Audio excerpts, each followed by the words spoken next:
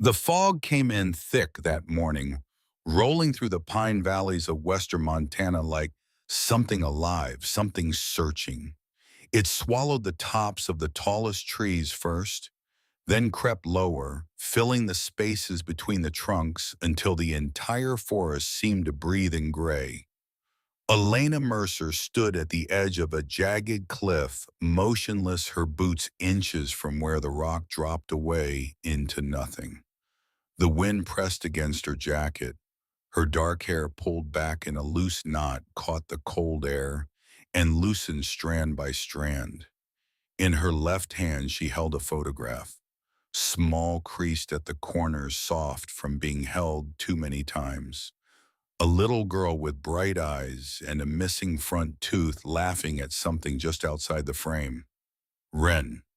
Elena's fingers tightened around the photo. She didn't look at it. She didn't need to. She had memorized every detail long ago, the way soldiers memorize maps of terrain they may never walk again. Beside her, a large German shepherd sat perfectly still. His ears were raised. His dark eyes watched the fog with an alertness that went beyond training, beyond instinct. The dog's name was Coda, and for the past 3 years he had been the only living thing that kept Elena Mercer anchored to the world. She exhaled slowly. The mist swallowed the sound. For a long time neither of them moved.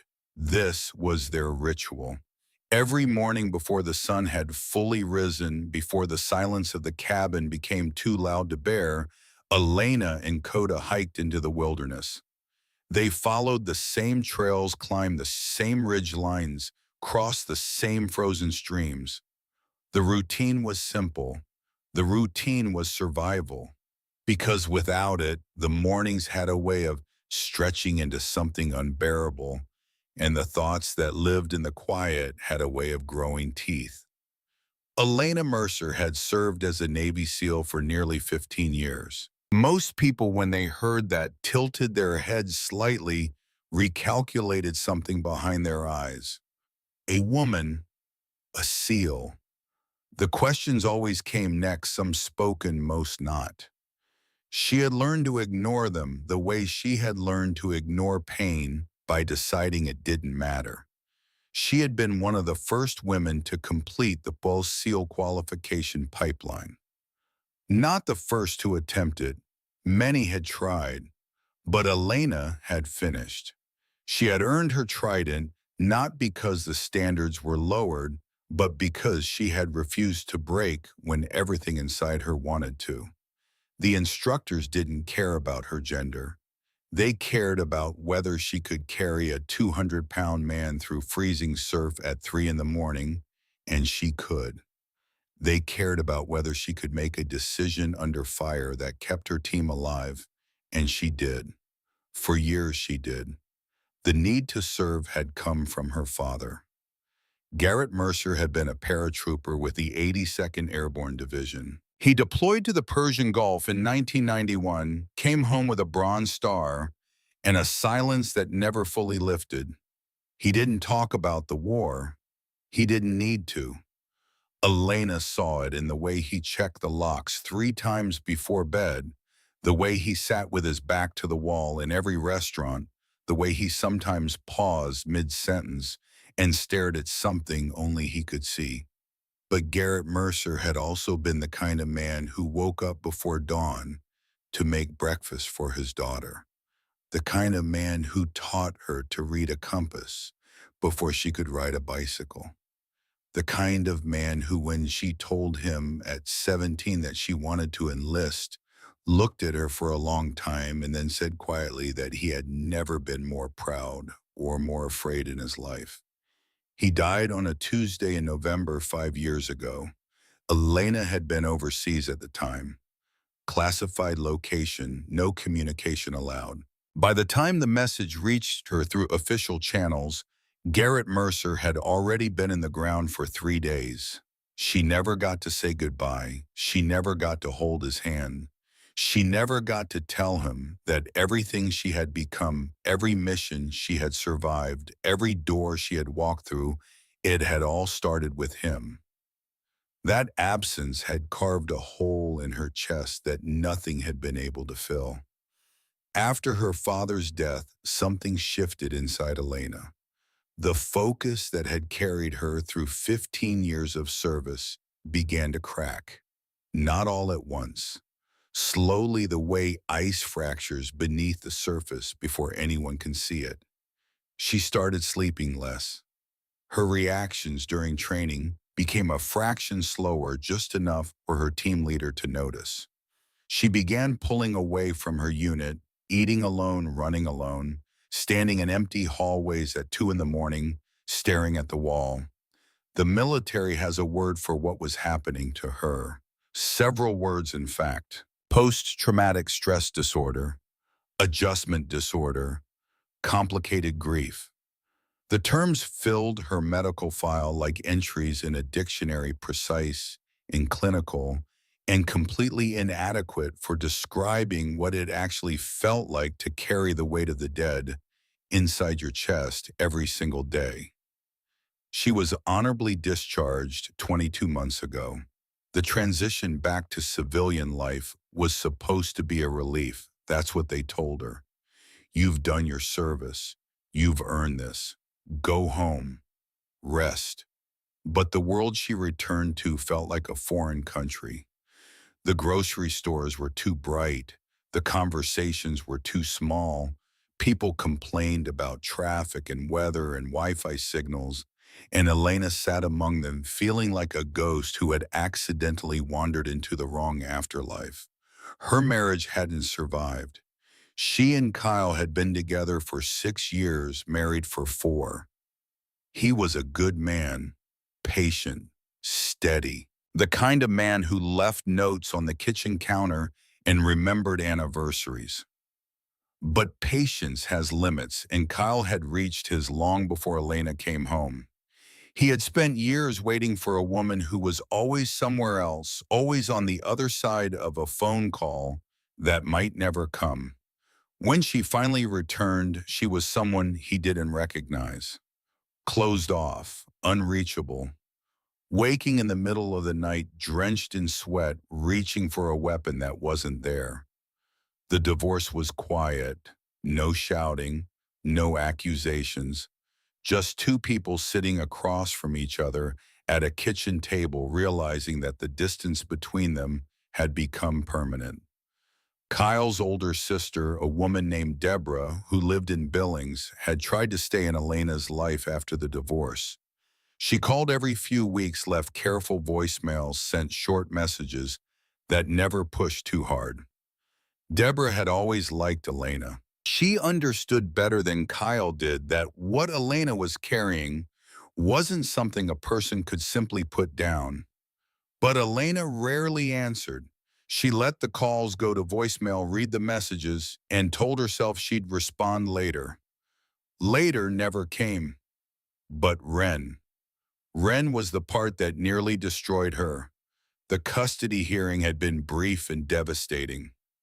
Kyle's lawyer presented evidence of Elena's psychological evaluations, documented episodes, missed appointments, an incident report from a VA therapist who noted that Elena had described in a moment of unguarded honesty, feeling disconnected from daily life to the point where she sometimes forgot what day it was.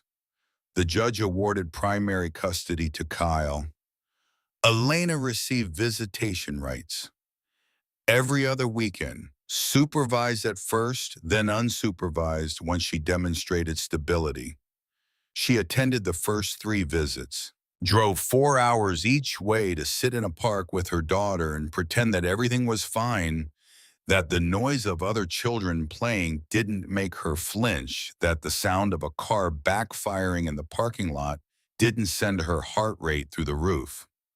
Ren was 7, then old enough to sense something was wrong, but too young to understand it.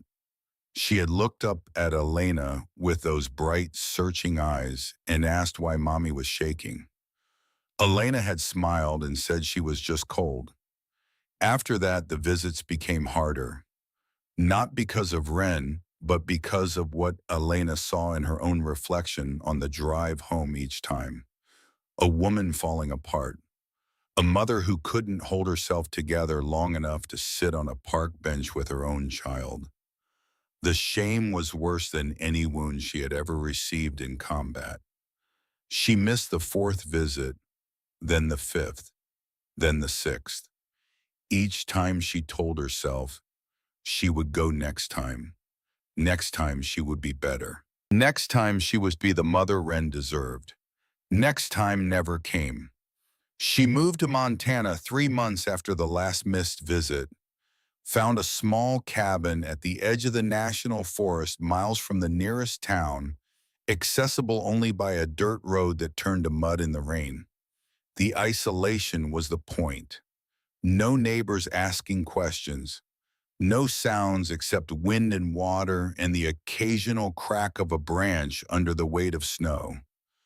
Just Elena and Coda and the mountains and the kind of silence that felt more honest than anything the world had to offer. Coda had been assigned to her unit during her final year of active service, a military working dog trained for detection and patrol. His file listed him as a transfer from a civilian program found wandering near a highway in Montana after a severe winter storm. No identification, no prior owner on record.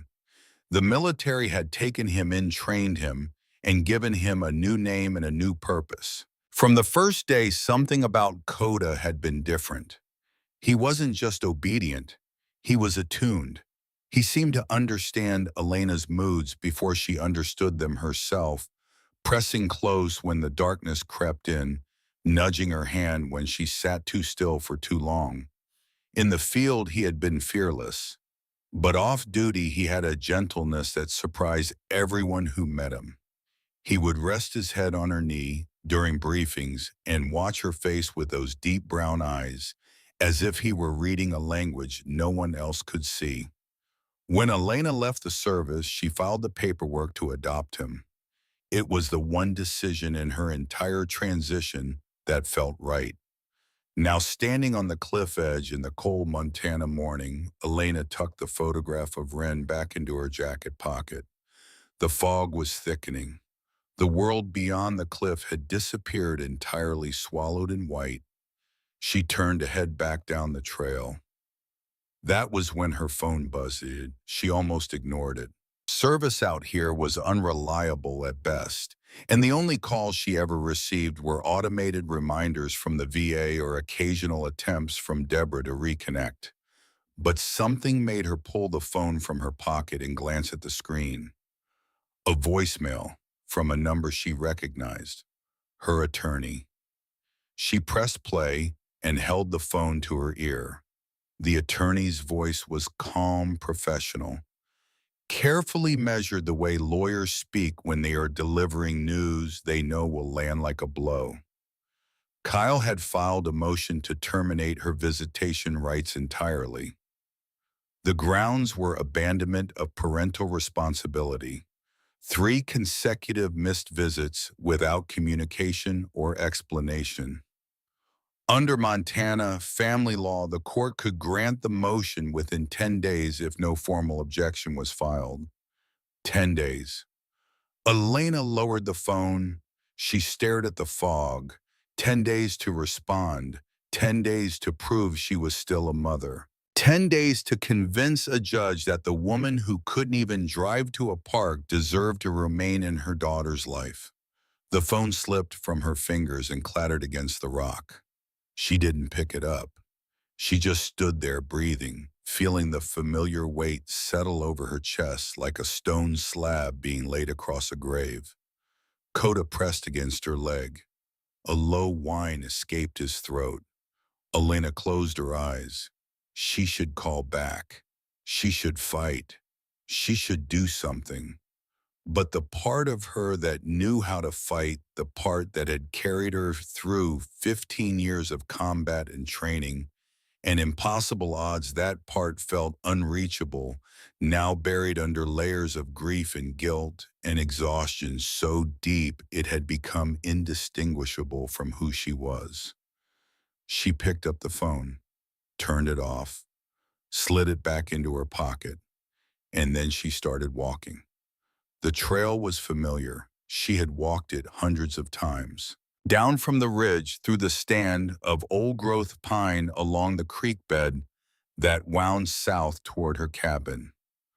Coda always stayed close, usually just a few feet ahead, checking back every few minutes to make sure she was still following. But this morning, Coda did not follow the trail. At the point where the path curved south, the dog stopped. His ears rotated forward. His body went rigid, every muscle locked in a posture Elena recognized instantly. It was the same stance he took in the field when he detected something. Not a casual alert, a deep one, something primal. Then he turned north, away from the trail, away from the cabin, toward a stretch of rocky terrain that climbed steeply into the higher elevations, a section Elena had never explored because there was nothing there. No paths, no markers, just loose stone and dense undergrowth, and the kind of vertical terrain that discouraged even experienced hikers. Elena frowned. Coda, here. The dog didn't move. His eyes were locked on something in the distance, something hidden beyond the rocks and the foam and the dense wall of forest above. Coda, come. Nothing, not even a flick of his ear. In 3 years, Coda had never once disobeyed a direct command. He was military trained. Recall was hardwired into him. When Elena said come, he came. When she said stay, he stayed. It was the foundation of their bond built on discipline and trust and thousands of hours of shared experience. But now, standing on the trail in the gray morning light, the dog simply refused. He looked back at her once, just once, and in that look, Elena saw something she couldn't explain. Not defiance, not distraction, something closer to urgency, as if the dog were saying with every fiber of his being that she needed to follow him, that what lay ahead mattered more than the routine, more than the trail, more than the safe, predictable path back to the cabin where nothing ever changed. Then Coda turned and began climbing. Elena stood alone on the trail, watching him move upward through the rocks with a certainty that made her chest tighten. She thought about calling again. She thought about turning back. She thought about the cabin, the cold stove, the silent phone sitting on the counter, the letter from her attorney that would require an answer she didn't know how to give. And then she thought about the fact that 10 days from now, she might lose the right to see her daughter's face. What was waiting for her back at that cabin? What had ever been waiting for her there except more silence and more mornings? Exactly like this one, Elena stepped off the trail. The terrain changed immediately. The gentle slope gave way to loose shale and jagged outcroppings. She climbed carefully, using her hands to steady herself against the rock, her boots searching for solid ground with each step. The fog grew thicker as she ascended, wrapping around her like wet cotton, reducing visibility to a few dozen feet. Coda moved ahead with a confidence that unsettled her. He navigated the rocks as if he had traveled this path before, choosing footholds with an ease that suggested memory rather than instinct. His pace was steady but urgent, and every time Elena fell behind, he stopped and waited, watching her with those dark, patient eyes until she caught up. They climbed for nearly 30 minutes. The world below disappeared entirely. The forest sounds faded. Even the wind seemed to thin, replaced by a stillness so complete that Elena could hear her own heartbeat in her ears. And then they reached the top of a narrow ridge and Elena stopped. Below them on the far side of a deep canyon, half hidden by fog and towering pines, sat a small wooden cabin. Smoke curled from its chimney in a thin gray line. Elena stared. The cabin looked old, decades old, maybe more. The wood was dark and weathered, the kind of aging that comes only from years of mountain winters. The roof was covered in moss. The windows were small, barely more than slits in the walls. A crooked fence surrounded a tiny garden, and even from this distance, Elena could see that the garden had been tended recently. Green things growing in neat rows. Someone's careful work. None of this should have been here. Elena knew these mountains. She had studied the topographical maps. She had hiked every marked trail within a 20-mile radius of her cabin and several unmarked ones. There were no structures in this canyon, no access roads, no records of any kind. The land was federal wilderness, protected and empty. Yet there it was, a cabin, with smoke rising from the chimney, which meant someone was inside. Her SEAL training surfaced immediately, quiet and automatic. She assessed the terrain, the sight lines, the potential approaches. She noted the single visible door, the absence of vehicles, the narrowness of the canyon that would make any approach slow and exposed. Every instinct she had developed over 15 years told her to be cautious, to observe, to gather information before making a move. But Coda was already moving. The dog had found a narrow path descending into the canyon, a thread of packed earth winding between the rocks that looked like it had been carved by decades of rain and foot traffic. He started down without hesitation, his body low, his movements deliberate, as if every step were pulling him towards something he had been searching for longer than Elena could understand. Elena watched him disappear into the fog below the ridgeline. She stood alone on the rock, the cold pressing against her face, the photograph of Ren, a small weight against her chest inside her jacket pocket. She could turn back. She could return to the cabin, pick up the phone call, the attorney, begin the process of fighting for something she wasn't sure she deserved. Or she could follow the dog. The decision shouldn't have been difficult. In any rational calculation, turning back was the right choice, the safe choice, the responsible choice. But Elena Mercer had spent 22 months making the safe choice. She had chosen isolation over connection, silence over honesty, the certainty of solitude over the terrifying uncertainty of letting someone see who she had become. And where had those safe choices led her? To a cliff edge in the fog, holding a photograph of a daughter who was being erased from her life. She looked down into the canyon one more time. The cabin sat in the mist like a ghost of something that shouldn't exist. The smoke rose and vanished, and somewhere below, Coda was waiting. Elena adjusted her jacket, tightened her bootlaces, and began the descent. The loose stones shifted under her weight immediately. She moved slowly, bracing against the rock face, testing each foothold before committing. The fog closed in above her, sealing off the ridge, and within minutes the world shrank to a narrow column of gray and stone and the sound of her own breathing. Halfway down, her left boot hit a patch of wet shale. Her foot slipped. For one terrible second, her body tilted over the void, and she saw the canyon floor far below, a thin silver ribbon of creek cutting through dark rock. Her fingers clawed at the stone. Her heart slammed. Then she felt it. Teeth, gentle but firm, closing around the sleeve of her jacket. Coda. He had circled back. He was braced against the rock above her. His powerful legs locked his jaw, gripping the fabric of her coat, pulling her back towards solid ground. For a moment, they hung there together, woman and dog balanced on the edge. Then Elena found her footing. She pressed herself against the rock and breathed. Coda released her sleeve and looked at her. His tail moved once, a single slow wag. Then he turned and continued down the path.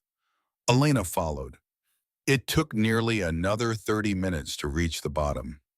The canyon floor was dark and quiet, sheltered from the wind. A shallow stream ran through the center, cold and clear, moving over smooth stones with a sound like whispered conversation. The trees here were enormous ancient pines whose trunks were wider than Elena's arm, spanned their branches interlocking overhead to form a canopy so dense it blocked most of the remaining light. Coda crossed the stream without pausing. Elena waded through the icy water, biting at her ankles, and climbed the opposite bank. The cabin was close now. She could smell the wood smoke. She could see the details she had missed from the ridge. The garden was more extensive than she had thought, rows of root vegetables and herbs growing in dark soil. A small wood pile stood neatly stacked against the cabin's east wall. An axe leaned against a stump nearby. A pair of worn boots sat on the porch steps, toes pointing outward the way a person leaves them when they plan to put them on again soon. And in the dirt near the front door, footprints, fresh ones, made by those same boots probably this morning. Elena's senses sharpened, her breathing slowed. Her eyes moved in the systematic pattern she had been trained to use when entering an unknown space, scanning for threats, for anomalies, for anything that didn't belong. But the only thing that didn't belong here was her. Coda had reached the cabin door, and there on the worn wooden porch, the dog did something Elena had never seen him do. He sat down. Not the trained sit of a military working dog awaiting a command. Something different, something softer. He sat the way a dog sits at the door of a house. It knows a house it has returned to after a long, long time away. His body relaxed. His ears dropped from their alert position. His tail rested on the wood. He was waiting. Elena climbed the 2 steps to the porch. The boards creaked under her weight. She stood beside Coda and looked at the door. It was solid wood, old and thick, with a simple iron latch. She raised her fist and knocked. The sound echoed once and disappeared into the forest. For several seconds, nothing happened. The smoke continued to rise from the chimney. The stream murmured in the distance. Then she heard movement inside.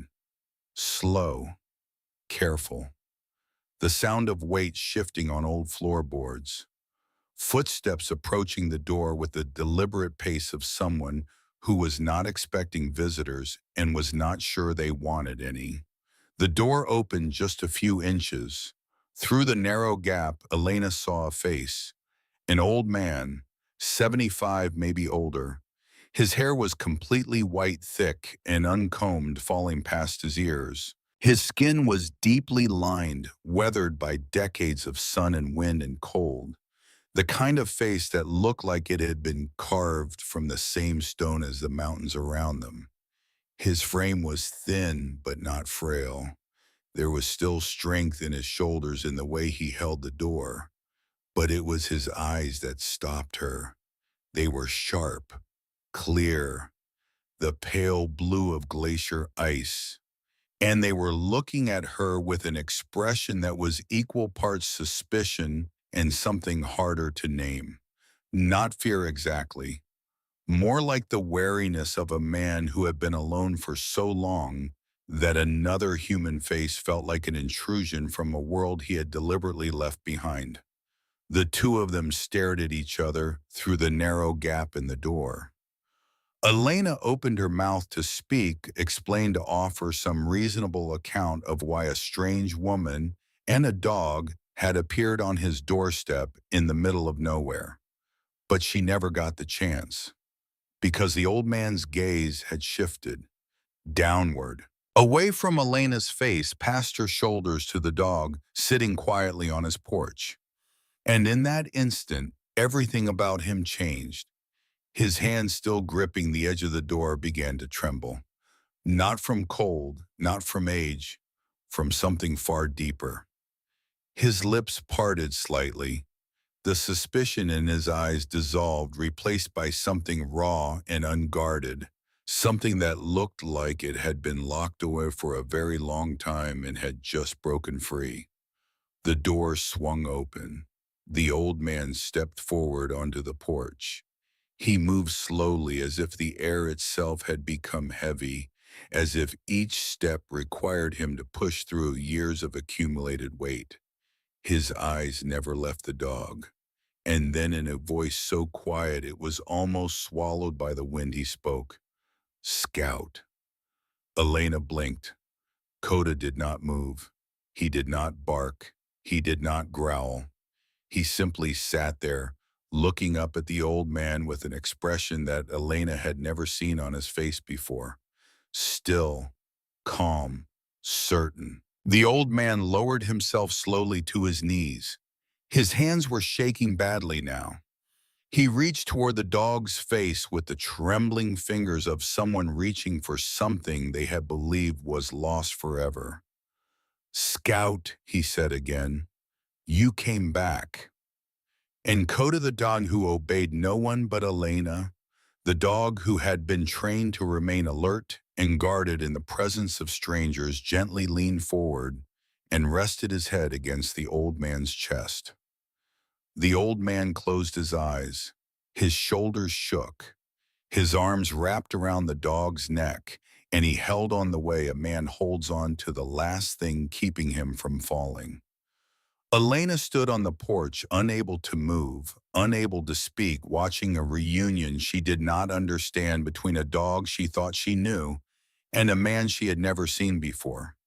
The mountain was silent around them. And somewhere deep inside her chest, in a place she had sealed shut a long time ago, something cracked. The old man held the dog for a long time. Elena didn't interrupt.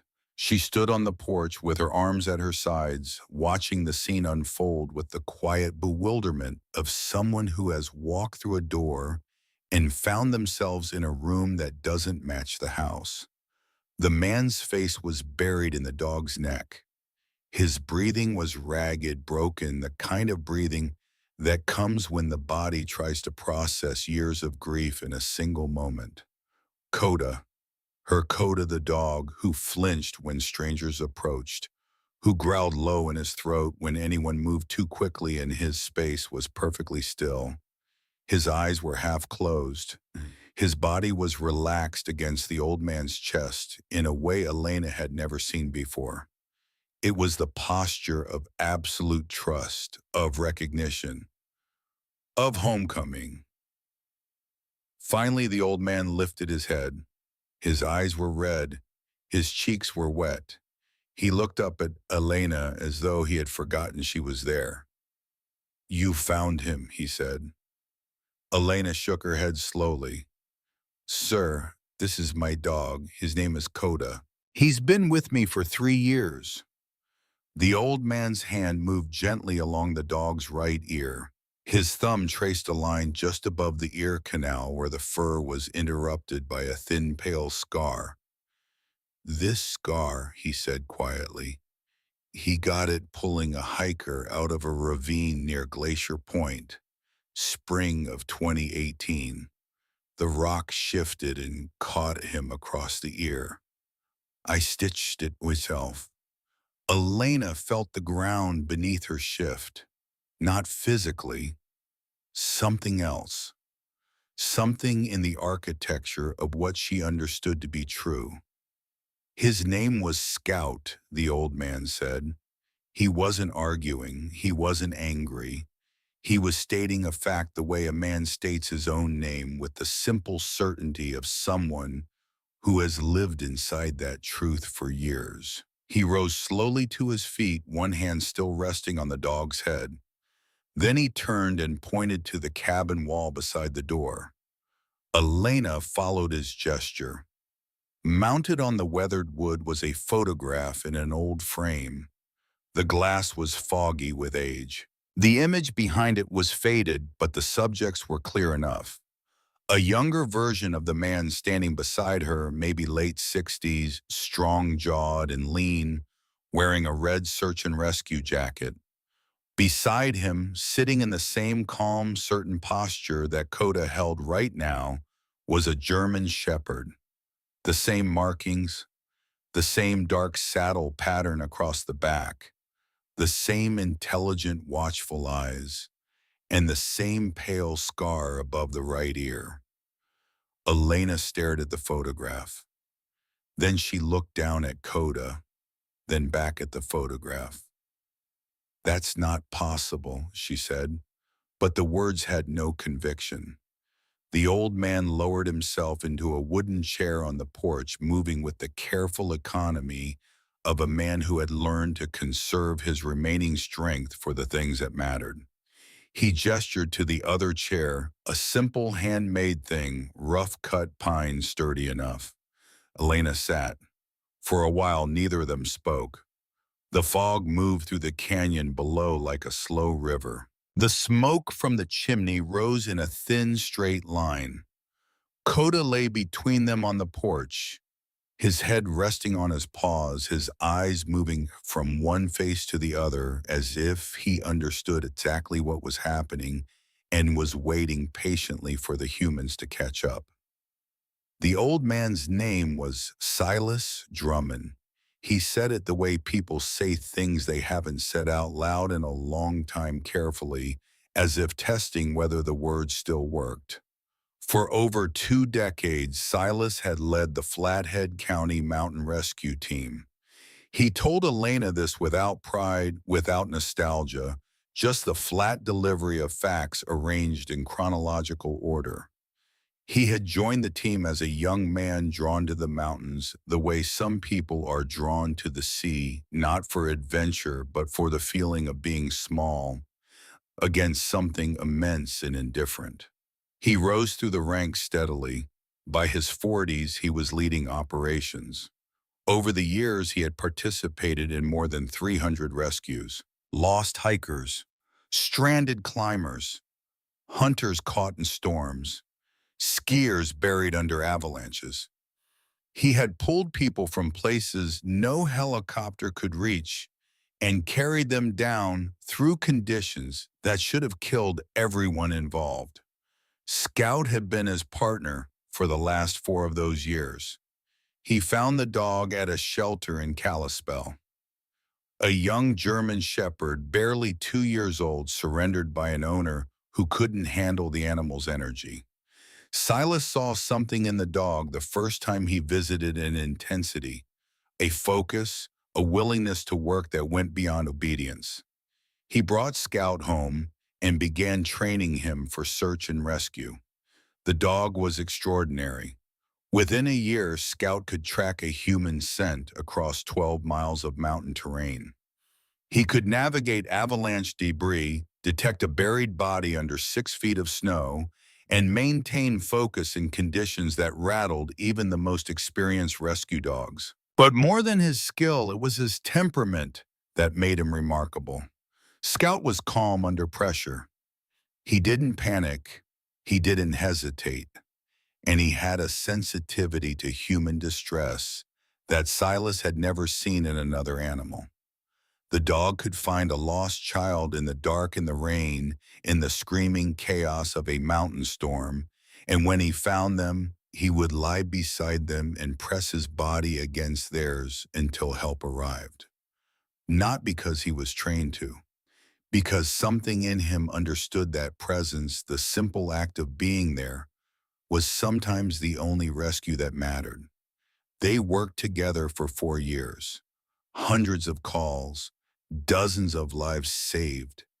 The bond between them grew into something that Silas had never experienced with another human being, a partnership built on absolute trust, forged in the worst conditions nature could produce. Then came the night of November 14th. Silas paused when he reached this part of the story. He looked out at the fog as if the memory were somewhere inside it waiting. A boy, 10 years old, Nolan Pratt, son of a local rancher. The boy had gone hiking with friends after school, a trail they'd walked many times. But a storm came in faster than anyone predicted. His friends turned back. Nolan didn't. By the time his parents called the rescue team, the temperature had dropped to 15 below. Winds were gusting past 50 miles an hour. Snow was falling so thick you couldn't see your own feet. Silas and Scout deployed immediately. Just the two of them at first, because the rest of the team was 40 minutes behind, and 40 minutes in those conditions could mean the difference between a living child and a frozen one. They tracked the boy's scent up the North Ridge. Scout moved through the blizzard with terrifying certainty, never hesitating, never losing the trail. Silas followed his headlamp, cutting a weak cone of light through the white wall of snow, trusting the dog completely because there was nothing else to trust. They found Nolan 2 hours later. He was wedged into a narrow crack between two boulders, semi-conscious, hypothermic, his lips blue and his fingers white. Scout had reached him first, lying across the boy's body to share warmth, just as he always did. Silas pulled the boy free, wrapped him in an emergency blanket, radioed for extraction. Then he turned to call Scout. The sound came first, a deep, low rumble from somewhere above them. Then a crack sharp as a rifle shot echoing across the ridge. Avalanche. The wall of snow hit the ridge 60 yards above their position. Silas grabbed the boy and ran. There was no time to think, no time to calculate. He held Nolan against his chest and threw himself sideways behind a rock outcropping, covering the child with his body as the snow roared past. When the noise stopped and the world became stillhagen, Silas dug himself out with one arm, the other still wrapped around the unconscious boy. The air was thick with suspended ice. The trail behind them had disappeared under 4 feet of fresh snow. And Scout was gone. Silas searched for 6 hours. He carried the boy to the extraction point, handed him to the medical team, then turned around and went back into the storm. He dug with his hands until his gloves tore and his fingers bled. He called Scout's name until his voice broke. The rest of the rescue team found him at dawn, kneeling in the snow, still digging. They pulled him away. They told him the dog was buried, that the debris field was too large, too unstable, that continuing the search would risk more lives. Silas went back the next day, and the day after that, and every day for 3 weeks until the county ordered him to stop. They never found a body. Silas stopped talking. The silence settled over the porch like snowfall. Elena sat perfectly still, her hands clasped between her knees. She could feel the man's grief as a physical thing, dense and heavy, filling the space between them. She understood something about this story that a civilian never would. The decision Silas had made that night, grabbing the boy instead of it wasn't a choice between two options. It was the kind of decision that combat forces on you, the kind where every possible action costs something irreplaceable, and you have to choose in a fraction of a second which loss you can survive carrying for the rest of your life. Silas had chosen to save the child. It was the right choice, the only choice, and it had destroyed him. Elena knew because she had made the same kind of choice, different circumstances, different terrain, but the same impossible arithmetic of deciding who lives and who gets left behind. She looked down at Coda. The dog was watching Silas with an expression that was almost human in its patience. After he disappeared, Elena said slowly, they found him wandering near a highway. No collar, no identification. He was taken into a civilian program, then transferred to military K-9 training. Silas nodded. He didn't seem surprised. More like a man who has spent years constructing a theory and has finally heard it confirmed. He walked out of those mountains, Silas said. I always believed he did. Everyone told me he was dead, buried under tons of snow. But I knew dogs like him don't just disappear. He paused. They find their way. Elena pressed her palms flat against her knees to steady herself. Why are you here? She asked. She didn't mean the cabin. She meant the isolation. The years of solitude, the deliberate disappearance from the world. Silas didn't answer immediately. He picked at a splinter on the arm of his chair, working it loose with his thumbnail, his eyes fixed on the small task as if it required his full concentration. Then he spoke. After I lost Scout, I went back to work, told myself I could keep going, that it was just that the mission was what mattered. He shook his head slowly, but something was broken. I couldn't focus. I second-guessed every decision. Every time we deployed, I hesitated just a half second, but in rescue work, a half second is everything. He let the silence hold for a moment. 7 months later, we got a call. A climber stranded on a ledge near Logan Pass. Bad weather coming in. Standard extraction. I'd done it 100 times. His voice dropped. The climber fell. I was late setting the anchor. Half a second. That's all it was. Half a second of hesitation and a man fell 80 feet onto rock. Elena didn't move. He died on the way to the hospital, 34 years old, had a wife, a daughter. Silas looked at his hands. After the investigation, they let me go. Officially, it was medical retirement. Unofficially, everyone knew. The county didn't want a rescue leader whose hands shook every time he heard a storm warning. He paused. My wife tried to stay. Ruth was a strong woman, but you can't share a life with someone who's already left it. She moved to Bozeman. I stopped calling. She stopped trying. He looked out at the canyon. I found this place the following spring, built the fence, fixed the roof, started the garden, and I told myself that staying here was the responsible thing to do, that a man who gets people killed shouldn't be around people. He turned to Elena. But that's not why I stayed, not really. Elena waited. I stayed because it was easier than going back, easier than explaining, easier than sitting across from someone and watching them try to understand something they never will. The words hit Elena like a hand against her sternum. Not because they were harsh, because they were exact.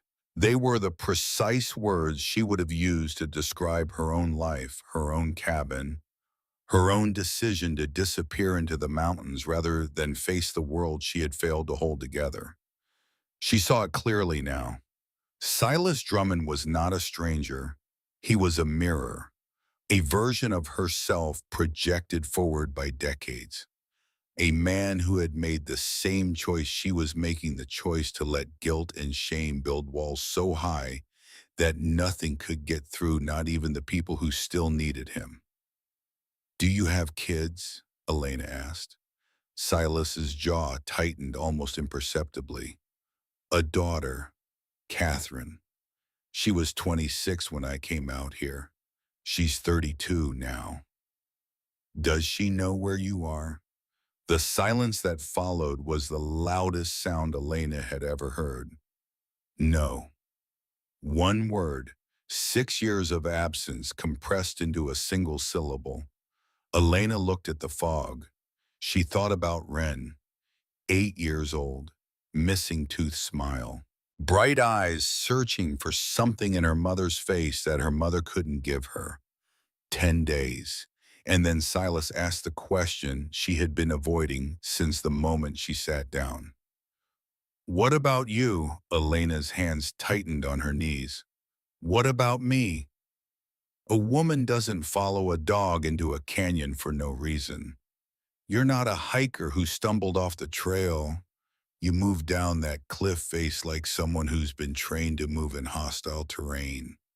He studied her, and you've got the same look I had when I first came out here. The look of someone who's already decided that the world is better off without them in it. Elena said nothing. So what are you running from? The question hung in the cold air between them. Below them the stream whispered. Above them the fog shifted and thinned for a moment, letting a single beam of pale sunlight cut through the canopy before closing again. Elena could have deflected. She could have given him the short version, the clinical version, the version she had given V, a therapists and custody evaluators, and the handful of people who had asked. PTSD, adjustment difficulties. A marriage that didn't survive reintegration, but something about this place, this man, this impossible morning made those rehearsed answers feel like lies. I have a daughter, she said. Her name is Wren. She's 8. She stopped, then continued. I lost custody 18 months ago. I was supposed to have visitation, but I stopped going. I told myself I'd go next time. I told myself I'd be better by then. She stared at the porch floor. I got a call this morning. Her father wants to terminate my visitation rights completely. I have 10 days to file an objection. And I turned off the phone and went for a walk. Silas nodded slowly, not in judgment, in recognition. You think she's better off without you, he said. It wasn't a question. Elena's throat constricted. She pressed her lips together hard. She would not cry. She had not cried since the day she learned her father had been buried without her, and she would not start now. Not here, not in front of a stranger on a porch in the middle of nowhere. But Silas wasn't looking at her. He was looking at Coda. The dog had risen from his spot between the chairs and moved to Elena's side. He pressed his head against her knee, firm and warm, and stayed there. I thought the same thing, Silas said quietly. About Catherine. I told myself she was better off forgetting me. That a father who couldn't save his own dog, who got a man killed because his hands wouldn't stop shaking, had no business being in anyone's life. He looked at Elena. I've been telling myself that for 6 years, and not once has it felt true. The sun broke through the fog again just for a moment. The canyon below them flickered with gold, the stream catching the light and scattering it across the rocks. Then the clouds closed and the gray returned. Elena sat with her hand on Coda's head. The dog who had walked out of an avalanche and across the state, who had been given a new name and sent to war and brought to a cabin in the mountains, and who this morning had climbed a ridge he shouldn't have known, found a path no one could see, and led her here. She thought about Wren somewhere far away, growing up without understanding why her mother had disappeared. She thought about 10 days, and for the first time in 22 months, something stirred beneath the numbness. Something small, something stubborn, something that refused to lie down. That night, a fire burned in the cabin's stone hearth. The space inside was smaller than Elena had expected. One room mostly, a narrow cot pushed against the far wall covered in wool blankets that had been mended many times. A shelf of books water-stained and swollen, their spines cracked from rereading. A cast iron stove in the corner beside a modest stack of dry goods, canned beans, rice, powdered milk, the provisions of a man who had reduced his needs to the barest minimum. Everything in the cabin had been repaired at least once. The chair legs were wrapped with wire. The table had been sanded down and refinished until the grain was almost white. Even the walls, rough-hewn logs sealed with mud and moss, showed the patient evidence of maintenance performed by hands that had nothing but time. It was the home of a man who had stopped living but refused to stop surviving. Elena sat in the chair beside the hearth, her boots drying near the fire, her jacket hung on a peg by the door. Coda lay on the floor between her and Silas. His body stretched out, his eyes half open, watching the flames with the deep contentment of an animal who has finally found the place where all his ghosts are quiet. Silas poured 2 cups of coffee from a dented percolator. The coffee was strong and bitter and tasted like it had been brewed the same way for years. He handed one to Elena without ceremony and settled into the chair across from her. For a while they drank in silence. The fire popped. The wind moved outside, pressing against the cabin walls, testing the seams. The world beyond the small windows was completely dark. Then Silas spoke. "The photograph in your pocket, the girl." Elena's hand moved instinctively toward her jacket on the peg, then stopped. "Wren," she said, "tell me about her." Elena stared into the fire. The question should have been easy. Mothers were supposed to be able to talk about their children the way rivers talk about the sea, naturally, endlessly, with force that doesn't require thought.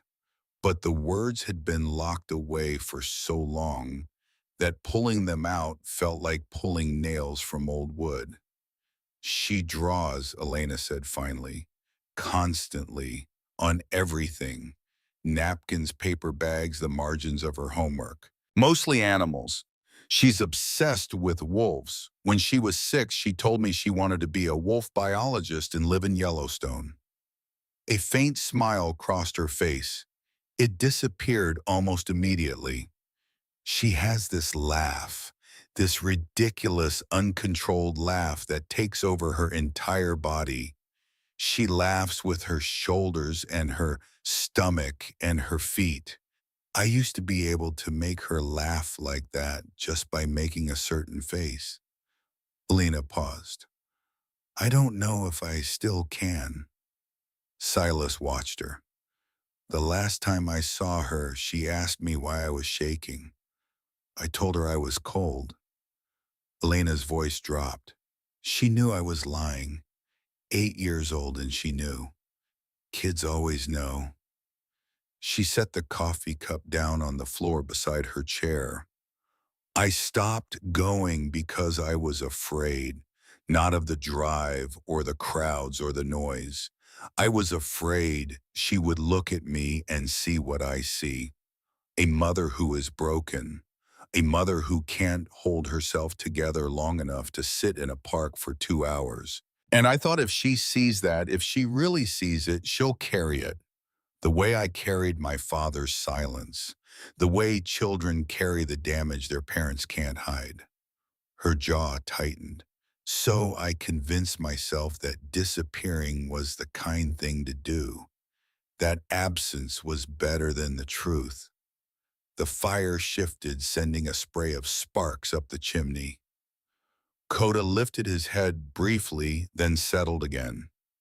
Silas was quiet for a long time. When he finally spoke, his voice was lower than before, rougher, as if the words were being pulled from somewhere deep and resistant. "Catherine was 26 when I left," he said. "She had just started working in emergency medicine, trauma care." He paused. "She got that for, I think, the need to help, the need to be the one who shows up when everything goes wrong." He turned his coffee cup slowly in his hands. "When I came out here, I told myself it was temporary. a few months to clear my head. I even told Catherine that. I said I needed time. She understood. She was patient. She called every week at first, left messages on my voicemail, then every 2 weeks, then once a month. His thumb traced the rim of the cup. I never called back. Not once. I told myself I would. Tomorrow, next week, after I figured things out. But the truth was, every time I heard her voice, I heard the thing she wasn't saying. That she needed me. That she was waiting for me to come back. And I couldn't face that because coming back meant being the man she believed I was, and I didn't believe I was that man anymore. He set the cup down. The calls stopped after the second year. I don't know exactly when. I just noticed one day that the phone hadn't rung in a long time. And I realized that the silence I had chosen had finally chosen me back. Elena watched his face in the firelight, the lines around his eyes, the way his mouth settled into a shape that suggested it had forgotten how to form certain expressions, smiling maybe, or the particular arrangement of muscles required to say the word sorry and mean it. "What was your biggest mistake?" she asked. "Losing Scout, the climber." Silas shook his head slowly. "No, those were tragedies, terrible ones. But they happened to me. I didn't choose them." He looked directly at Elena.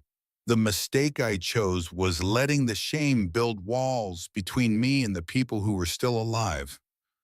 I lost Scout in a blizzard. I lost that climber on a cliff.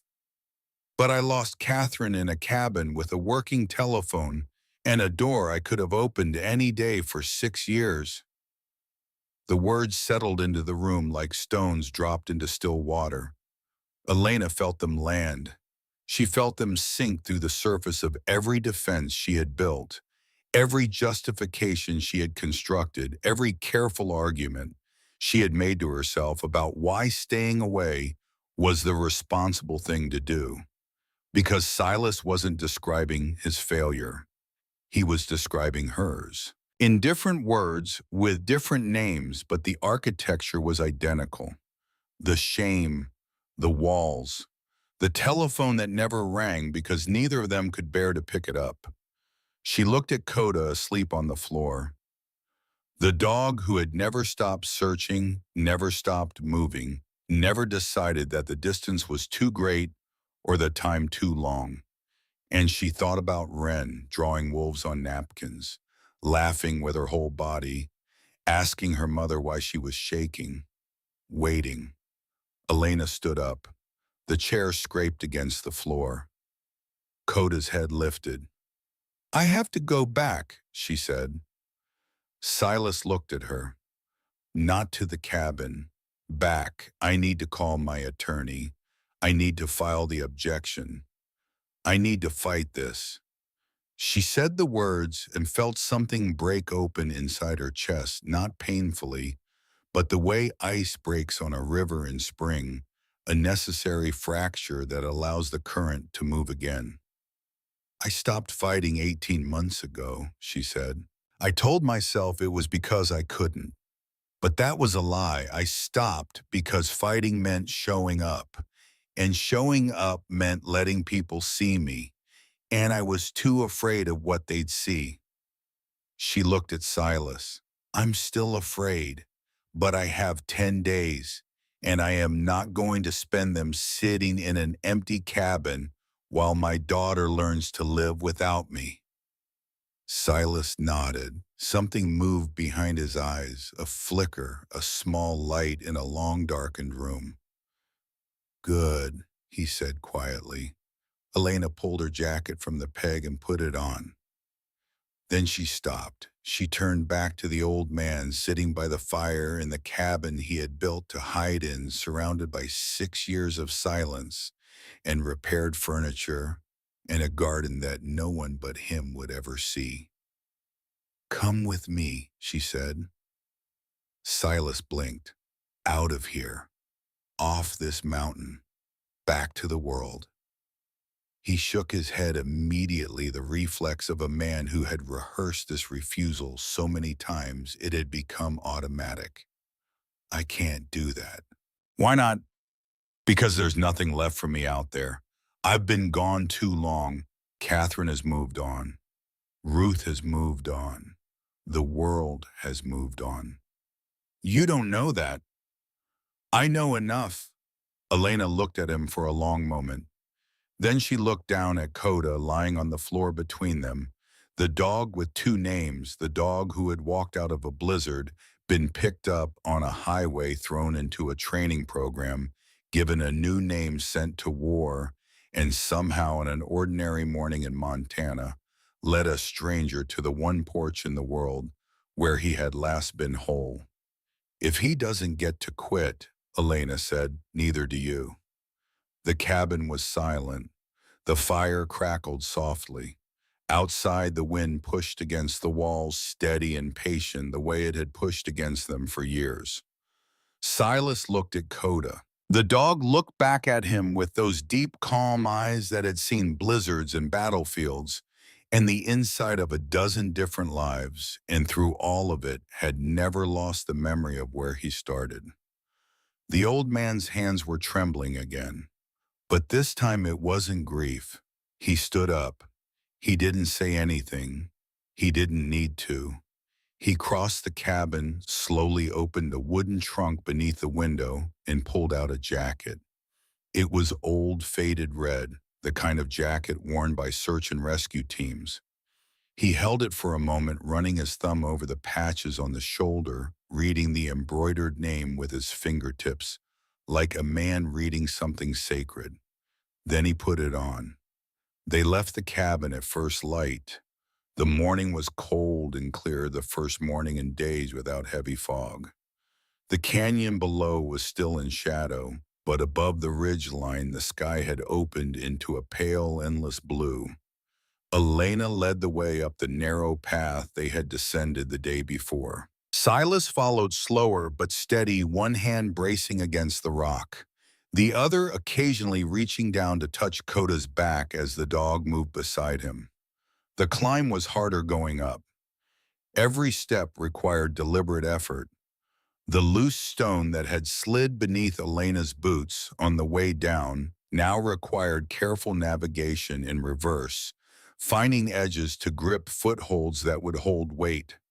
Silas moved with the methodical patience of a man who had spent decades in mountain terrain, reading the rock, choosing his path, never rushing.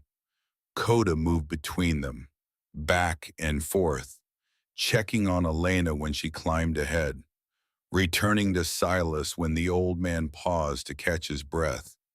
The dog was a thread connecting them, weaving up the cliff face, binding two people together who had been strangers 24 hours ago and were now something else entirely. Halfway up, Silas stopped. He leaned against a flat section of rock, breathing hard, and looked back down at the canyon. The cabin was visible below, small and dark among the trees. The thin line of the stream, the garden, the porch where he had knelt and held his took and wept. Elena stopped beside him. You all right? Silas looked at the cabin for a long moment. Then he turned his face upward toward the ridge, toward the sky, toward the world he had left behind. Not yet, he said, but I'm climbing. They reached the top an hour later. The ridge opened onto the high meadow Elena knew well. In the distance, the trail that led back to her own cabin wound through the pines. Familiar ground. But nothing about this morning felt familiar. Elena pulled her phone from her pocket and turned it on. The screen lit up slowly. 3 missed calls, 2 voicemails. A signal bar flickered and held. She dialed her attorney's number. The phone rang twice, 3 times. A voice answered. This is Elena Mercer, she said. I need to file an objection to the termination motion. I need you to tell me exactly what I have to do, and I need to start today. She listened, she nodded. She asked questions in a voice that was steady and clear, the voice of a woman who had spent 15 years making decisions under pressure and had remembered standing on a ridge in the Montana morning that she still knew how. When she hung up, she stood for a moment with the phone in her hand. Then she opened the contacts list and scrolled to a name she hadn't called in over a year. Deborah. She pressed dial. The phone rang. Once, twice, three times, four. Elena's heart hammered against her ribs. She almost hung up. Almost. The reflex to retreat to protect herself from the sound of disappointment or anger or silence on the other end was so strong it made her hand shake. 5 rings, then a voice, confused, cautious. Elena. I need help, Elena said. 3 words. The 3 hardest words she had ever spoken. Harder than any order she had given in combat. Harder than any briefing, any debriefing, any conversation with any commanding officer in 15 years of service.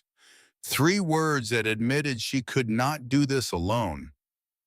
There was a pause on the other end, then a breath, then a sound that might have been a small, broken laugh, or might have been something closer to relief. Okay, Deborah said, tell me what you need. 6 months later, the fog was gone, not just from the mountains. The autumn had come to western Montana in its usual blaze of gold and copper, and on this particular morning, the sky above the valley was so clear, it seemed like you could see all the way to the edge of the world. Elena Mercer stood on the ridge where it had all begun, the same cliff edge, the same jagged rock. But the woman standing there was not the same woman who had stood in the fog 6 months ago, holding a photograph and wondering if she had already disappeared. She had spent 3 months in an intensive outpatient therapy program at the VA center in Missoula. Not because a court ordered her to, though the court had required it as a condition of the custody review, but because she had walked into the intake office on her own, signed the paperwork with her own hand, and said to the counselor behind the desk the same 3 words she had spoken on the phone that morning on the ridge. The process had been brutal. Therapy is not a gentle thing when the wounds are deep and the patient has spent years building fortifications around them. There were sessions that left her so drained she couldn't drive home. There were nights when the old darkness returned and whispered that none of it was working, that she was too far gone, that the damage was permanent. But she went back, every session, every week. She went back because stopping was the only option she was no longer willing to accept. The custody review had taken 4 months. Depositions, evaluations, reports from therapists and counselors and social workers. Kyle had fought it, not out of cruelty, but out of the genuine belief that Elena was incapable of being a stable presence in their daughter's life. Elena did not blame him for that belief. She had given him every reason to hold it. But the judge had seen something in the evaluations that Kyle hadn't expected. Progress. Consistent, documented, hard-won progress. And in the end, the court restored supervised visitation with a clear pathway to unsupervised contact within 6 months if Elena continued treatment. The first visit had been in September. Elena had driven to the park in Billings, where she used to meet Ren. She arrived 30 minutes early and sat in her truck with her hands on the steering wheel, breathing, counting, running through the grounding exercises her therapist had taught her. When Kyle's car pulled into the lot and the back door opened and a small figure climbed out, Elena's vision blurred and her chest seized, and for one terrible moment she thought she couldn't do it.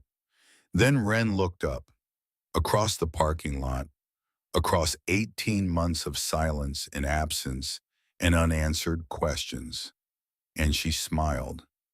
Not the cautious, searching smile of a child meeting a stranger. The full, unguarded, whole-body smile of a daughter who had been waiting. Elena got out of the truck and walked across the parking lot and knelt on the asphalt and held her daughter so tightly that the world reduced to two heartbeats, and the smell of grape juice and sunscreen and the impossibly soft hair of a child who had never stopped believing her mother would come back. Now standing on the ridge in the October morning, Elena watched the valley below fill with golden light. Beside her, Wren sat on a flat rock, set safely back from the edge, a sketchbook open on her lap. She was drawing the valley, the trees, the winding silver line of the creek below, with the focused intensity of a child who sees the world as a series of beautiful problems waiting to be captured on paper. Behind them, sitting in a canvas camp chair he had carried up the trail himself, was Silas Drummond. He looked different now, still thin, still weathered, still carrying the quiet gravity of a man who has lived through things that most people cannot imagine. But the isolation had left him. It had been replaced by something else, not quite peace, but something adjacent to it. The particular calm of a man who has stopped running and discovered that the thing chasing him was not as large as he had feared. Silas had moved into the spare room of Elena's cabin 4 months ago. The arrangement had no name and needed none. He was not a father, he was not a guest. He was something the English language doesn't have a precise word for, a man who arrived at the exact moment he was needed, whose presence filled a space that no one else could have filled, and who, in the process of helping someone else find their way back, had found his own. He had called Catherine in August. Elena had been there when he dialed. She watched his hands shake as the phone rang. She watched his face when his daughter answered. She stood in the doorway and listened as a 75-year-old man said to his 32-year-old daughter the words he should have said 6 years ago, that he was sorry, that he had been wrong, that he was still here. Catherine had driven from Bozeman the following weekend. Coda lay between them all on the ridge, his head resting on his paws, his body positioned so that he could see Elena and Silas and Wren at the same time. The dog who had walked through the wilderness, who had answered to two names and lived two lives, who had never stopped moving toward the place where he was whole. A sound from below caught Elena's attention. She looked down the trail. A figure was climbing toward them. Young, maybe 16, lean and deliberate in his movements, carrying a backpack and wearing hiking boots that had seen serious use. Silas saw him too. He leaned forward in his chair. The young man reached the ridge. He stopped a few feet away, breathing hard from the climb, and looked at Silas with an expression that was hard to read at first. Nervousness, maybe, or the look of someone who has rehearsed a moment in their mind 1,000 times and is now discovering that reality feels nothing like the rehearsal. "Mr. Drummond," Silas stood slowly. "My name is Nolan Pratt." Silas didn't move. His face was very still. The name hung in the mountain air like the echo of something that happened a long time ago in a snowstorm on a ridge not far from where they were standing. "I was 10 years old," the young man said. "November 14th. My friends turned back and I didn't. You came for me in the storm, you and your dog." He paused. "I've been looking for you for over a year. A woman at the county rescue office told me you'd disappeared into the mountains. I'd almost given up. Then I saw a piece in the local paper about a veteran hiking program being run out of a cabin in the Flathead Valley, and the man in the photograph looked like someone I've been carrying in my memory since I was 10 years old." Silas's hands were trembling. "I came here to say something I should have said a long time ago. The young man's voice broke slightly. He steadied himself. Thank you for coming into that storm, for choosing to carry me out. I know what it cost you. I know about Scout. I know about all of it. And I need you to know that I have thought about that night every single day of my life. And that everything I've done every morning I've woken up, it's because of you.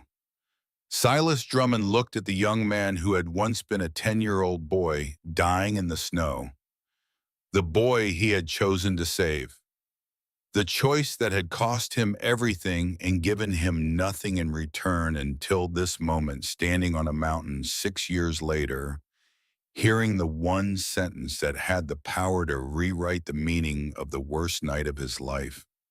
He reached out and took the young man's hand. He held it with both of his own, the way you hold something precious that has been returned to you after you were certain it was gone. He didn't speak. There were no words for this. Some debts can only be acknowledged in silence, and some payments arrive so late that receiving them feels like a kind of miracle. Wren looked up from her sketchbook and watched the two of them with the quiet attention of a child who doesn't fully understand what she is seeing but knows in the way children know that it is important. Elena stood beside her daughter and rested a hand on her shoulder. Below them the valley spread out in every direction, golden and vast and clear. No fog, no mist, no gray curtain hiding what lay ahead. Just the land, open and patient, waiting for whoever was willing to walk it. Coda rose from his spot on the rock. He stretched, yawned, and padded over to Wren, pressing his nose against her hand until she giggled and scratched behind his ears. Then he circled once the way dogs do when they are finding their place and laid down beside the girl, his head resting on his paws, his dark eyes calm. The morning light moved across the mountains. The creek below caught the sun and scattered it into 1,000 bright points. Somewhere in the trees a bird sang 3 notes and went quiet as if it had said everything it needed to say. And on the ridge where Elena Mercer had once stood in the fog wondering if she had already vanished from the world, 4 people and a dog sat together in the light, learning the only lesson that mattered, that the longest roads don't always lead away. Sometimes they circle back. Sometimes the path you thought was taking you further from everything you lost was quietly, stubbornly, faithfully leading you home. And sometimes the ones who guide you there aren't the ones who speak the loudest.